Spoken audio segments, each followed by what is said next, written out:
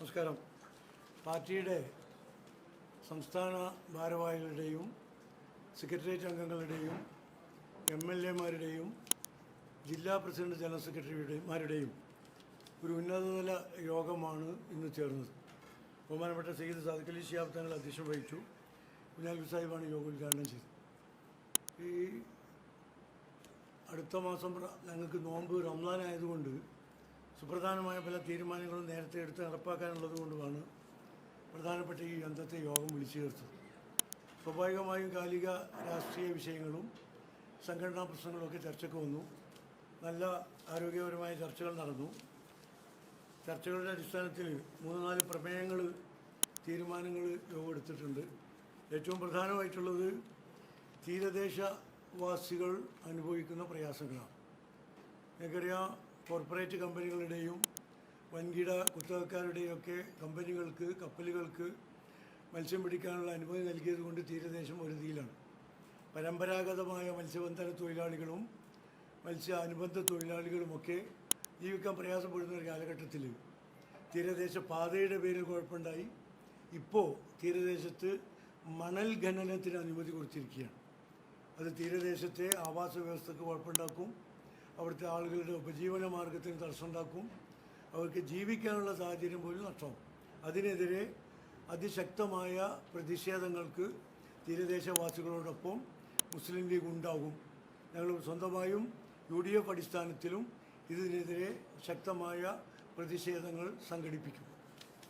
മറ്റൊന്ന്, നമ്മുടെ സംസ്ഥാനത്തെ കലാലയങ്ങളിൽ, കോളേജുകളിൽ മാത്രമല്ല ഹൈസ്കൂളുകളിലും ഇന്ന് അരങ്ങേറിക്കൊണ്ടിരിക്കുന്ന ക്രൂരമായ, മൃഗീയമായ എന്ന് തന്നെ പറയേണ്ടി വരും റാഗിങ്ങാണ്.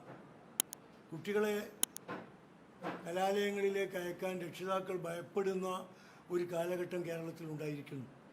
നമ്മുടെ പ്രിയപ്പെട്ട കൊച്ചാനുജൻ സിദ്ധാർത്ഥ് കൽപ്പറ്റയിലെ കോളേജിൽ വെച്ച് ക്രൂരമായ റാഗിങ്ങിനിരയായി മരണപ്പെട്ട കഥ നമുക്കറിയാം. 1 വർഷം ആകുന്നേ ഉള്ളൂ.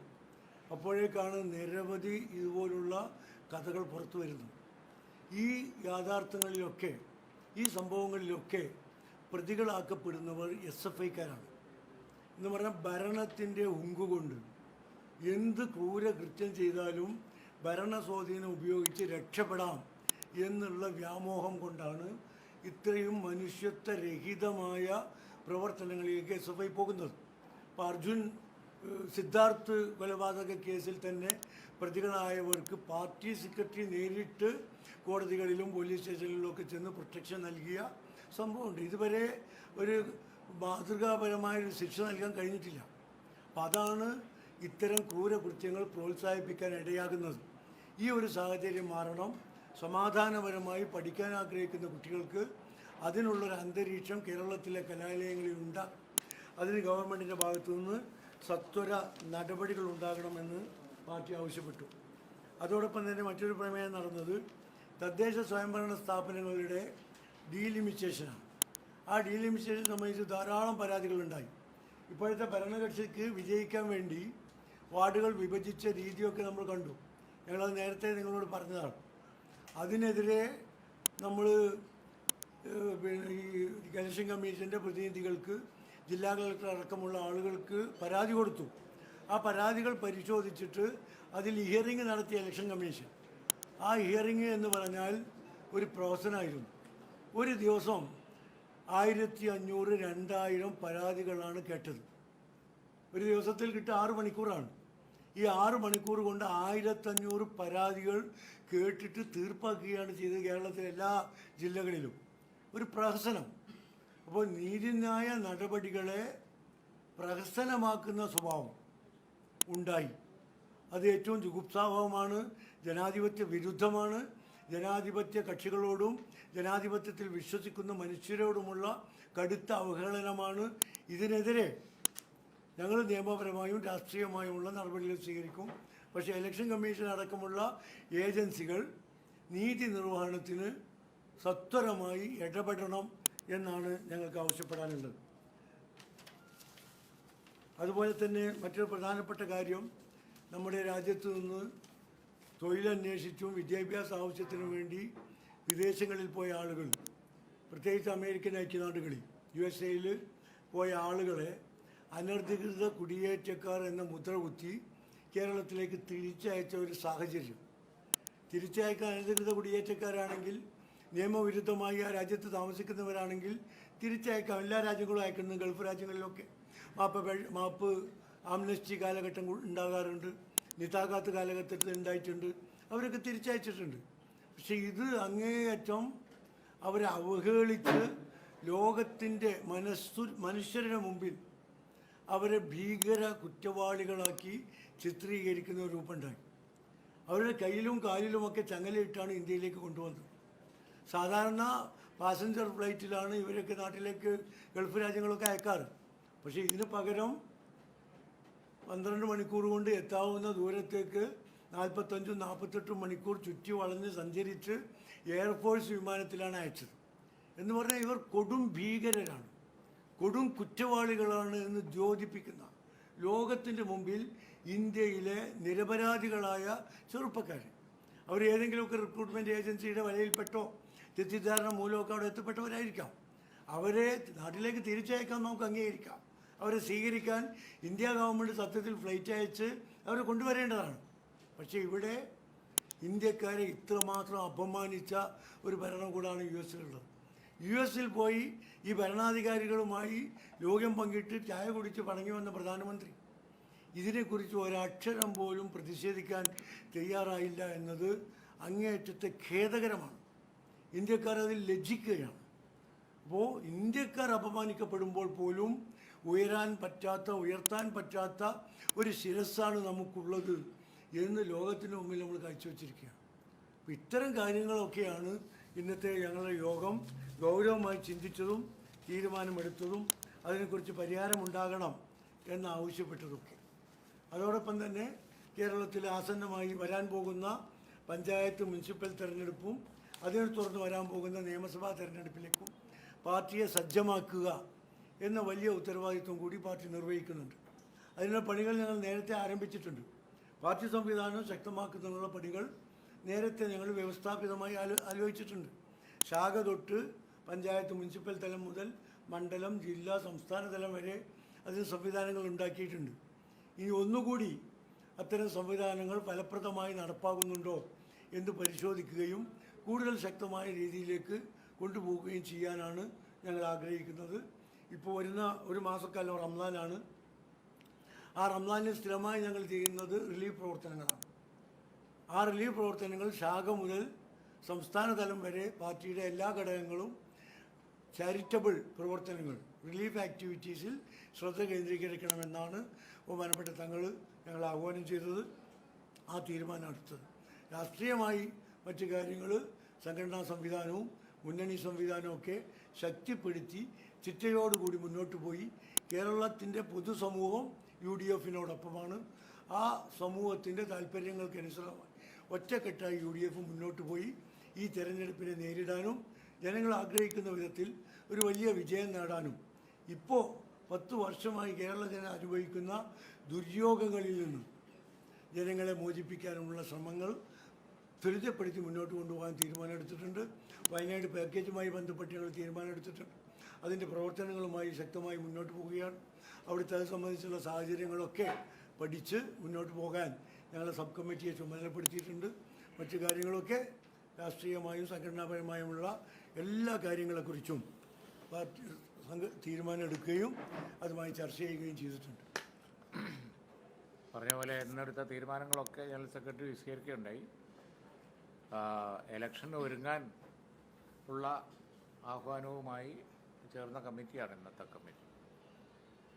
പഞ്ചായത്ത് തെരഞ്ഞെടുപ്പിന്, അതുപോലെ തന്നെ അത് കഴിഞ്ഞ് വരുന്ന നിയമസഭാ തെരഞ്ഞെടുപ്പിനും പാർട്ടിയെ സജ്ജമാക്കാൻ വേറൊരു തീരുമാനം എടുത്ത 7-ാം തീയതി നമ്മൾ കോഴിക്കോട് സാദിഖ് അലി തങ്ങളുടെ അധ്യക്ഷതയിൽ ഈ വഖഫ് കേന്ദ്ര ഗവൺമെൻറ് പാസ്സാക്കിയ വഖഫ് ബില്ല് സംബന്ധിച്ച് ഫർദർ നടപടികൾ എന്തൊക്കെയാണ് എടുക്കേണ്ടത് എന്ന് ആലോചിക്കാൻ വേണ്ടി അടുത്ത 7-ാം തീയതി കോഴിക്കോട് സംഘടനകളുടെയൊക്കെ ഒരു സൗഹൃദ വേദിയുടെ യോഗം ചേരുന്നുണ്ട്.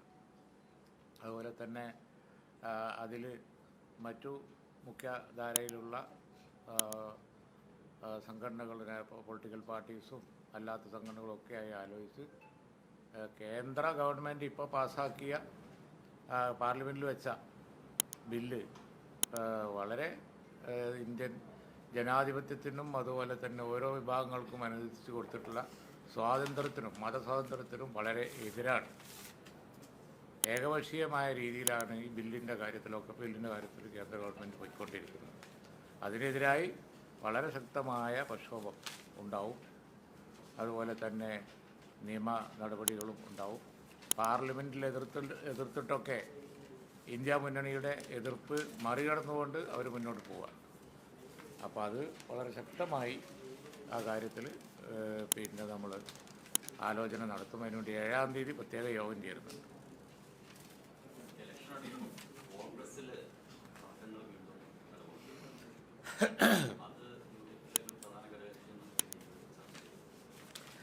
അല്ല, നിലവിലുള്ള രാഷ്ട്രീയ സാഹചര്യങ്ങളൊക്കെ ലീഗും വീക്ഷിക്കുന്നുണ്ടല്ലോ. തീർച്ചയായും ഞങ്ങളും എല്ലാ രാഷ്ട്രീയ സാഹചര്യങ്ങളും നിരീക്ഷിക്കുന്നുണ്ട്. കോൺഗ്രസ് ഒരു ജനാധിപത്യ പാർട്ടി എന്നുള്ള നിലക്ക് എന്ത് അഭിപ്രായം പറഞ്ഞാലും അവസാനം അവരെല്ലാം സോർട്ട് ഔട്ട് ചെയ്ത് കഴിഞ്ഞ പാർലമെൻറ്റിലൊക്കെ ഉണ്ടായ വിജയം പോലെ തെരഞ്ഞെടുപ്പ് വിജയത്തിലെത്തിക്കാൻ അവർക്ക് കഴിയുമെന്നാണ് ഞങ്ങളുടെ വിശ്വാസം. പാർലമെൻറ്റ് തെരഞ്ഞെടുപ്പിൽ കണ്ടില്ലേ, ഈ മുന്നണികൾ തന്നെയാണല്ലോ കേരളത്തിലുള്ളത്. വമ്പൻ വിജയമല്ലേ ഉണ്ടായത്, ബൈ ഇലക്ഷനിലും ഉണ്ടായി. അതുകൊണ്ട് അത് സംബന്ധിച്ച് അതിൽ കടന്ന ആശങ്കക്ക് അവകാശമില്ല. അല്ല, അതിൽ കടന്ന ആശങ്കക്ക് അവകാശമില്ല എന്ന് പറഞ്ഞിട്ടുണ്ടെങ്കിൽ പരിഹരിക്കാൻ കഴിയും. അതിനുള്ള കാര്യങ്ങളേ ഉള്ളൂ എന്നാണ് അർത്ഥം.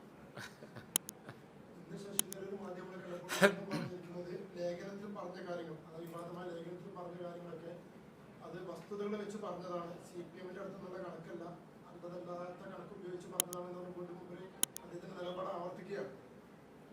അല്ല, അത് സംബന്ധിച്ച് ഇപ്പോൾ കാര്യങ്ങളൊക്കെ വ്യക്തമാക്കപ്പെട്ടിട്ടുണ്ട്. അതുകൊണ്ട് ഇനി ആ കോൺട്രവേഴ്സി അപ്പടി നിലനിർത്താൻ ആഗ്രഹമില്ല. കാരണം അദ്ദേഹം ഒരഭിപ്രായം പറഞ്ഞു, അതിൻ്റെ സാഹചര്യം അദ്ദേഹം വിശദീകരിച്ചു. അത് കോൺഗ്രസ് പാർട്ടി അതിപ്പോൾ ഹാൻഡിൽ ചെയ്തുകൊണ്ടിരിക്കുന്നുണ്ട്. അതുകൊണ്ട് ഫർദറായിട്ട് നമ്മൾ മറ്റൊരു പാർട്ടി ആ വിഷയത്തിൽ കൂടുതൽ കോൺട്രവേഴ്സിക്ക് നിൽക്കുന്നില്ല. CPM-ന്റെ വ്യവസായ നയം മുൻകാലങ്ങളിൽ നിന്ന് മാറിയതായിട്ട് അങ്ങനെ തോന്നിയതാണ്. അതൊരു വ്യവസായ മന്ത്രിയായിരുന്നു. പഴയ CPM-ന്റെ അത്തരത്തിലുള്ള ഒരു പിന്തിരിപ്പൻ നയങ്ങളിൽ നിന്ന് മാറി അത് കുറച്ചുകൂടി വ്യവസായ സൗഹൃദമായ നയങ്ങളിലേക്ക് മാറിയെന്ന് തോന്നുന്നു. അല്ല, അത് ഇപ്പോൾ രാജ്യത്തുള്ള ചർച്ചയാണല്ലോ. പണ്ട് CPM-ഉം ഇടതുമുന്നണിയും എടുത്തിരുന്ന നയം എല്ലാ കാര്യങ്ങളിലും എന്തായിരുന്നു എന്നുള്ളത് നമുക്കൊക്കെ അറിയാലോ. ഉദാഹരണമായിട്ട് സ്വാശ്രയ സ്ഥാപനങ്ങൾ, പ്രൊഫഷണൽ സ്ഥാപനങ്ങൾ സ്വാശ്രയ മേഖലയിൽ, സ്വകാര്യ മേഖലയിൽ അനുവദിച്ചപ്പോൾ എന്ത് സമീപനം അവരെടുത്തിരുന്നത്? ഇവിടെ വലിയ ബഹളം ഉണ്ടായത് അതിനല്ലേ, സമരം ഉണ്ടായത് അതിനല്ലേ. ആ നയം മാറിയില്ലേ? ആ നയം മാറി. അപ്പോൾ ഇവിടെ നയമാറ്റം സംഭവിച്ചിരിക്കുന്നത് അവർക്ക് തന്നെയാണ്. പണ്ടേ അവർ ഈ കാര്യത്തിൽ ഒരു ഗിവ് ആൻഡ് ടേക്ക്, പോസിറ്റീവ് നയം പറയുന്നില്ല, ഒരു ഗിവ് ആൻഡ് ടേക്ക് സമീപനം എടുത്തിരുന്നെങ്കിൽ കേരളം ഇന്ന് എവിടെയോ എത്തുമായിരുന്നു.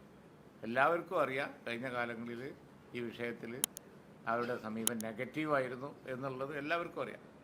ഇപ്പോൾ പോസിറ്റീവ് ആണ് എന്ന് അവർ ക്ലെയിം ചെയ്യുന്നുണ്ടെങ്കിൽ മാറ്റം അവർക്കാണ്.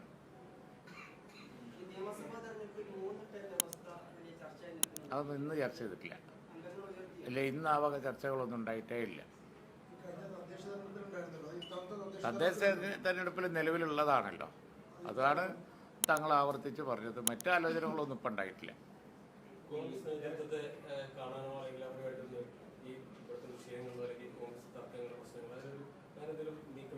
27-ാം തീയതി UDF ഉണ്ട്, 27-ന് UDF ഉണ്ട്.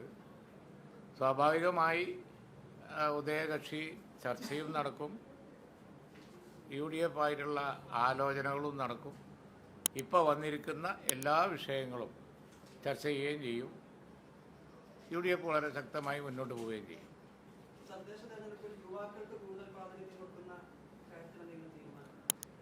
സ്ഥാനാർത്ഥിത്വ നിർണയത്തിൻ്റെ ഘട്ടത്തിൽ എത്തിയിട്ടില്ല, ഇപ്പം അത് ചർച്ച ചെയ്തിട്ടില്ല.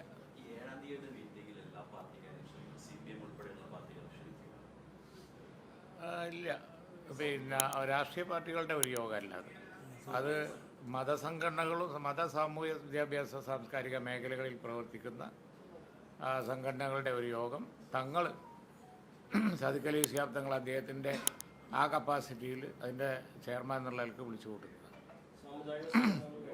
സാമുദായിക സംഘടനകളുണ്ട്, വിദ്യാഭ്യാസ രംഗത്ത് പ്രവർത്തിക്കുന്ന സംഘടനകളുണ്ട്, നേരത്തെ ഉണ്ടായിരുന്ന സൗഹാർദ്ദ വേദി. ഈ തദ്ദേശ തെരഞ്ഞെടുപ്പിന് ആർക്കെങ്കിലും 3 ടേമിൽ ഇളവ് കൊടുത്തു, കഴിഞ്ഞ ആർക്കും കൊടുത്തില്ലായിരുന്നു, പക്ഷെ നിയമസഭയിൽ പല ആളുകൾക്കും കൊടുത്തു. ഞാൻ പറഞ്ഞല്ലോ, തദ്ദേശ തെരഞ്ഞെടുപ്പിൻ്റെ ഇപ്പം നിലവിലുള്ള സ്ഥിതിഗതികൾ ആണ് കഴിഞ്ഞ ദിവസം തങ്ങൾ എടുത്ത് പറഞ്ഞത്. മറ്റ് നിയമസഭയോ അല്ലെങ്കിൽ മറ്റൊന്നും ഇപ്പോൾ ചർച്ചയ്ക്ക് വന്നിട്ടില്ല, ഇന്ന് വന്നിട്ടില്ല. എന്താ പറഞ്ഞത്?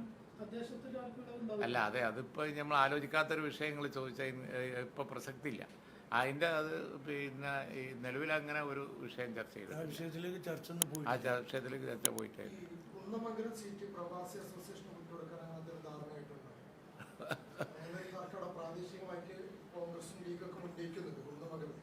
ഞങ്ങൾ അറിഞ്ഞിട്ടില്ല, ഇങ്ങനെയുള്ള കാര്യങ്ങളൊന്നും ഞങ്ങൾ അറിഞ്ഞിട്ടില്ല. കാരണം അസംബ്ലി സീറ്റുകൾ ഏതൊക്കെ പാർട്ടികൾ എന്നുള്ളത് ആലോചനക്ക് വന്നിട്ടില്ല, സീറ്റ് വിഭജനം വന്നിട്ടില്ല. അതിന് അതിന് കൂടുതൽ മറുപടി പറയേണ്ട ആവശ്യമില്ല, അപ്രസക്തമായ ചോദ്യമാണ്. അങ്ങനെ ഒരു വിഷയം തന്നെ ആലോചനക്ക് പോലും വന്നിട്ടില്ല. അതല്ലാതെ സ്വാഭാവികമായി തന്നെ ബുദ്ധിശൂന്യതയാണ്. ഇപ്പം ഉണ്ടോ അങ്ങനെ ഒരു വിഷയം ആലോചിക്കൽ? അന്തരീക്ഷത്തിൽ നിർത്തിട്ട് സീറ്റുകളുടെ കാര്യമൊന്നും ആലോചിക്കുന്ന ഒരു വിഷയവും വന്ന് എല്ലാവർക്കും അറിയാമല്ലോ. ഒരു രാഷ്ട്രീയ പാർട്ടി എപ്പോൾ ആലോചിക്കുന്നുണ്ടാവും, ആരും എത്തിയില്ല. കോൺഗ്രസ് ലീഡർഷിപ്പിൽ ലീഗാണ്. സ്വാഭാവികമായിട്ട് ലീഗ് കോൺഗ്രസ് ബന്ധത്തിലൊക്കെ പഴയതുപോലെയുള്ള ഒരു ഊഷ്മളത ഇപ്പോഴുണ്ടോ? കോൺഗ്രസ് നേതൃത്വം കുറച്ചുകൂടി ഒരു ലീഗിനെ ഗൗരവമായിട്ട് പരിഗണിക്കേണ്ടതല്ലേ? അങ്ങനെ പരിഗണിക്കുന്നില്ല എന്നൊരു ഫീലിംഗ് ഉണ്ട്. അങ്ങനൊന്നുമില്ല. ഇപ്പോൾ പരസ്പര സഹായം എന്ന് പറഞ്ഞത് പരസ്പരമുള്ള ശാക്തിക ബന്ധങ്ങളുടെ പിന്നെ ഒരു കാര്യത്തിൻ്റെ അടിസ്ഥാനത്തിൽ വരുന്നതല്ലേ. അപ്പോൾ ഇതിലൊരു ഗിവ് ആൻഡ് ടേക്ക് പോളിസി ലീഗും കോൺഗ്രസും തമ്മിൽ എല്ലാ കാലത്തുണ്ട്. അതിൽ പരിഗണനക്കുറവൊക്കെ ഞങ്ങളോട് വരും എന്നൊരു തോന്നലേ ഞങ്ങൾക്കില്ല. അതൊന്നും അങ്ങനത്തെ ആശങ്കകളൊന്നും ലീഗിനില്ല. ഞങ്ങൾ ഈ കാര്യങ്ങൾ ഇപ്പോൾ നിലവിലെ രാഷ്ട്രീയ അവസ്ഥ ഒക്കെ നിരീക്ഷിക്കുന്നുണ്ട്. അതിന് വല്ല അഭിപ്രായം പറയാനുണ്ടെങ്കിൽ പാർട്ടി ആലോചിച്ച് അതിൻ്റെ വേദിയിലും അല്ലെങ്കിൽ ബൈലാറ്ററൽ ടോക്കിലും ഒക്കെ അത് പറയും. അതിപ്പോൾ പബ്ലിക് സ്റ്റേറ്റ്മെൻറ്റ് നടത്തേണ്ട ഒരു വിഷയം ഇപ്പോൾ വന്നിട്ടില്ലാത്തതുകൊണ്ട് അത് പറയാം.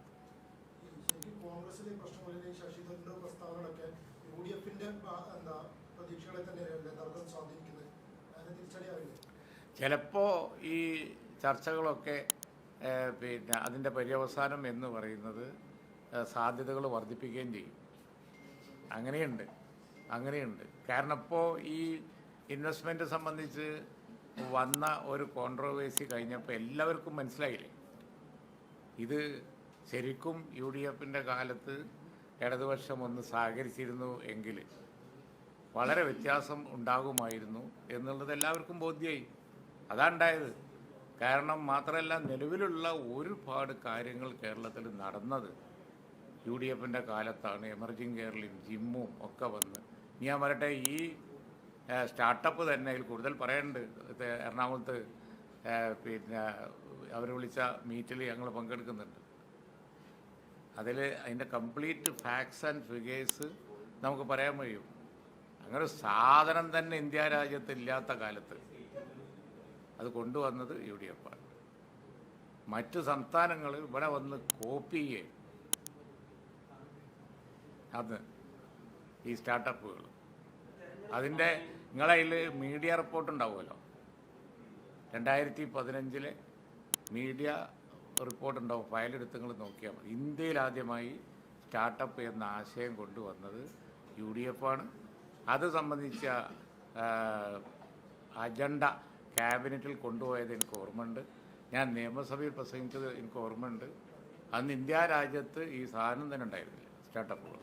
അന്ന് ഇന്ത്യയിൽ ഉള്ള ഏക സ്റ്റേറ്റ് കേരളമാണ്. മാത്രമല്ല, ഇത് സംബന്ധിച്ച് ഏറ്റവും പെർഫോം ചെയ്ത സ്റ്റേറ്റും കേരളമാണ്. പിന്നെ 10 കൊല്ലം കിട്ടിയപ്പോൾ ഒരിത്തിരി അത് ചെയ്തു എന്നുള്ളത് വെച്ച് അതിൽ സർവീസും ഒക്കെ കൂട്ടി ചേർത്ത് ഇനി അവിടെ പറയാം. ഇപ്പോൾ കൂടുതൽ ഞാൻ പറയുന്നില്ല. ഈ ജിമ്മിലും എമർജിംഗ് കേരളയിലൊക്കെയുള്ള LDFന്റെ പ്രതിപക്ഷത്തിന്റെ നിലപാടെന്തായിരുന്നു? പ്രതിപക്ഷം പങ്കെടുത്ത ഘട്ടമുണ്ട്, പങ്കെടുക്കാത്ത ഘട്ടമുണ്ട്.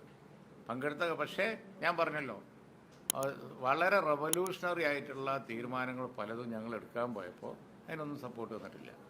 ഇപ്പോൾ റോഡിൻ്റെ കാര്യമാണല്ലോ അവരേറ്റവും കൂടുതൽ ക്ലെയിം ചെയ്യുന്നത്. അതേ റോഡ് എക്സ്പ്രസ് ഹൈവേ എന്ന് പറഞ്ഞിട്ട് പുതിയ ആശയം എന്നുള്ളവർക്ക് എമർജിംഗ് കേരളയിൽ വന്നു. ഞങ്ങൾ അവതരിപ്പിച്ചാണ് കേരളത്തിൻ്റെ മുമ്പിൽ. ഞങ്ങൾ അവതരിപ്പിച്ചു, അത് പ്രസൻറ്റേഷൻ നടത്തി, പ്രൊഫഷണലായ പ്രസൻറ്റേഷൻ നടത്തി, അത് ഉണ്ടാക്കാൻ പോകുന്ന സാധ്യതകൾ പറഞ്ഞു. ഒരു തരി സഹകരണം തന്നിട്ടില്ല. അല്ല, കേരളയിൽ എന്നുള്ളത് എക്സ്പ്രസ് പിന്നെ വേറൊരു പേരിൽ UDFൻ്റെ കാലത്ത് പണ്ടേ ഉള്ള ഒരു സാധനം തന്നെ. അതെടുത്ത് കേരളയിലാക്കി പുതിയ ഇതിൽ വളരെയധികം ബുദ്ധിമുട്ട് തരുന്ന രീതിയിൽ അവർ അവതരിപ്പിച്ചു. അതിന് സ്വാഭാവികമായ എതിർപ്പുണ്ടായി. പക്ഷേ എക്സ്പ്രസ് ഹൈവേക്ക് ഇപ്പോൾ ഉള്ള ബുദ്ധിമുട്ട് കൂടി ഉണ്ടായിരുന്നില്ല.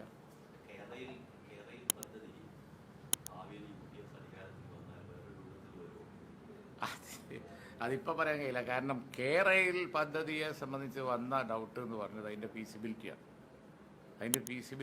ഒരു എക്സ്ക്ലൂസീവ് റെയിൽ വേണോ കേരളത്തിൻ്റെ കാലാവസ്ഥയിൽ, ഇവിടുത്തെ ഈ ഫ്ലഡ് സിറ്റുവേഷനിൽ എന്നൊക്കെയുള്ള കുറച്ച് പാരിസ്ഥിതിക പ്രശ്നങ്ങളും അതിൻ്റെ ഫീസിബിലിറ്റിയും ഒക്കെ.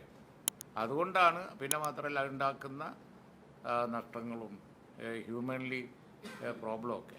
മറ്റേ എക്സ്പ്രസ് ഹൈവേക്കൊന്നും അതുണ്ടായിരുന്നില്ല. ഞങ്ങൾ കൊണ്ടുവന്നത് ഇപ്പോഴത്തേനേക്കാൾ പ്രയാസം കുറവായിരുന്നു. ഇപ്പോഴത്തെ റോഡ് നിലവിലുള്ള ഒരുപാട് ക്രിയേറ്റ് ചെയ്ത അസറ്റുകൾ നഷ്ടപ്പെടുത്തിയിട്ടുണ്ട്. പക്ഷേ അത് വേറൊരു ഇത്രയും നഷ്ടം വരുത്താത്ത രീതിയിൽ ഞങ്ങൾ പ്രസൻറ്റ് ചെയ്തിരുന്നു. അന്ന് അവർ ഒരു പോസിറ്റീവ് സ്റ്റെപ്പ് എടുത്തില്ല. ഈ ശശി തരൂരിന്റെ വിവാദം ഉണ്ടായതിനു ശേഷം ഇപ്പോൾ ഡാറ്റ വെച്ചിട്ടാണോ തർക്കം? ശശി തരൂർ ഡാറ്റ പരിശോധിക്കാതെയാണ് പറഞ്ഞ ആരോപണം. ഡാറ്റ പരിശോധിച്ചതിന് ശേഷം ഡാറ്റ കൃത്യമായിട്ട് കൊടുക്കാൻ പറ്റുന്ന ഒരാൾ താങ്കളാണ്. വിവാദം ഉണ്ടായതിനു ശേഷം ശശി തരൂർ ബന്ധപ്പെട്ടിരുന്നു? അതിന്റെ ഇല്ല, ഞങ്ങൾ ഈ കോൺട്രവേഴ്സി വന്നതിന് ശേഷം പരസ്പരം സംസാരിച്ചിട്ടില്ല. പക്ഷേ ഒരു കാര്യമുണ്ട്, ഞങ്ങളെപ്പോഴും സംസാരിക്കാറുണ്ട്. ഇത് സംബന്ധിച്ചുള്ള പിന്നെ ഇൻവെസ്റ്റ്മെൻറ്റും അതുപോലെ തന്നെ അറ്റ്മോസ്ഫിയറൊക്കെ സംബന്ധിച്ചുള്ള ഡിബേറ്റും ചർച്ചകളൊക്കെ നടക്കാറുണ്ട്. അത് സംബന്ധിച്ച് ഒരു അക്കാഡമിക് ഡിസ്കഷൻ വന്ന് ഞങ്ങൾ കൺവിൻസ് ചെയ്തിട്ടുണ്ട് എന്നാണ് എൻ്റെ അഭിപ്രായം. കാരണം UDF ആണ് ഇവിടെ ഈ പറഞ്ഞതുപോലെ. ഇപ്പോൾ കാക്കനാട് ഒരു ഉദാഹരണമായിട്ട് എടുത്താൽ മതി. ഞങ്ങൾ പറഞ്ഞതിന് ആർക്കെങ്കിലും ചാലഞ്ച് ചെയ്യാൻ പറ്റുമോ? കാക്കനാട് 2001 ഗവൺമെൻറ് വരെ ഒന്നും ഉണ്ടായിരുന്നില്ല. അത് ഞങ്ങളാണ് 10 മാസം കൊണ്ട് ഇൻഫോ പാർക്ക് കംപ്ലീറ്റ് ചെയ്തിട്ട് ആർക്കെങ്കിലും തർക്കിക്കാൻ പറ്റുമോ? IT ഡെസ്റ്റിനേഷനാക്കി കൊച്ചിയെ മാറ്റിയത് ഞങ്ങളാണ്. സ്ക്രാച്ചിൽ നിന്ന് ഉണ്ടാക്കിയതാണ് ഞങ്ങൾ. അതുപോലെ എന്തെല്ലാം കാര്യങ്ങൾ നമ്മൾ പിന്നെ ചെയ്തതാണ്. പക്ഷേ എഡ്യൂക്കേഷൻ ഓപ്പൺ ചെയ്തത്. ഇപ്പോൾ സ്റ്റാർട്ടപ്പുകളെ പറ്റി പറയുന്നു. എങ്ങനെയെങ്കിലും ഒരു എഞ്ചിനീയറിംഗ് സ്റ്റുഡൻറ്റോ അല്ലെങ്കിൽ ടെക്നോളജി പഠിച്ച പിന്നെ കുട്ടിയോ ഇല്ലാതെ, ചെറുപ്പക്കാരിയോ ഇല്ലാതെ എങ്ങനെ സ്റ്റാർട്ടപ്പ് ഉണ്ടാവും? പുതിയ ഐഡിയാസ് ഉണ്ടാവും. ആ പ്രൊഫഷണൽ വിദ്യാഭ്യാസം കേരളത്തിൽ സാർവത്രിക ആക്കാൻ വേണ്ടി ഞങ്ങൾ നോക്കിയപ്പോൾ എന്തായിരുന്നു അവരെടുത്ത നിലപാട്? അപ്പോൾ ഞാനതാ അന്ന് 2 ദിവസം മുമ്പ് പറഞ്ഞു, ഇപ്പോൾ പശ്ചാത്താപം ഉണ്ടായത് നന്നായി എന്നുള്ളത്. മാറ്റം വരുന്നത് ആർക്കായാലും നല്ലതാണ്. അവർക്ക് മാറ്റം വരട്ടെ. അപ്പോൾ കേരളത്തിൻ്റെ ഇൻട്രസ്റ്റ് നോക്കി സഹകരിക്കാൻ പ്രതിപക്ഷം തയ്യാറാണ്.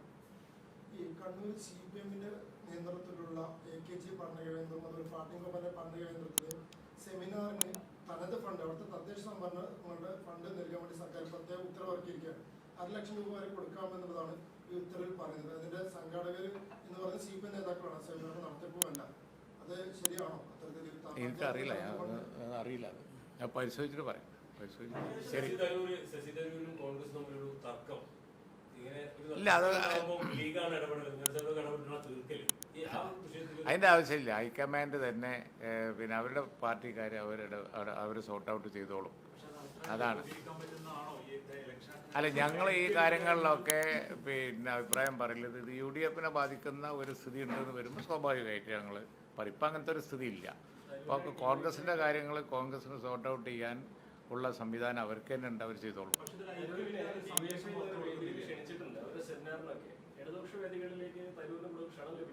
ഇപ്പം ഞങ്ങൾക്കൊക്കെ ക്ഷണമില്ലേ? എവിടെ പോയിക്കൂടാന്നുണ്ടോ? നമ്മൾ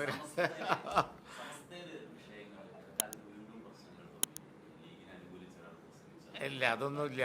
അതൊക്കെ വാർത്തകളിൽ ഓവറായിട്ട് പിന്നെ ഇല്ല അങ്ങനെയുള്ള ഇതൊന്നും ഈ വാർത്തയിലൊക്കെ നിറം പിടിപ്പിച്ച വാർത്തകൾ വരുന്ന അങ്ങനെയൊന്നുമില്ല. അതൊക്കെ സോർട്ട് ഔട്ടായി പോകും, നോക്കിക്കോളൂ. തദ്ദേശ തെരഞ്ഞെടുപ്പിൽ ലീഗ് കൃത്യമായി മുന്നോട്ട് പോകുന്നു പദ്ധതി തയ്യാറാക്കി. അതേസമയം തന്നെ കോൺഗ്രസ് താഴെത്തട്ടിൽ നിർജ്ജീവമാണ് എന്നൊരു ആക്ഷേപം ലീഗ് അണികൾക്കിടയിൽ തന്നെയുണ്ട്.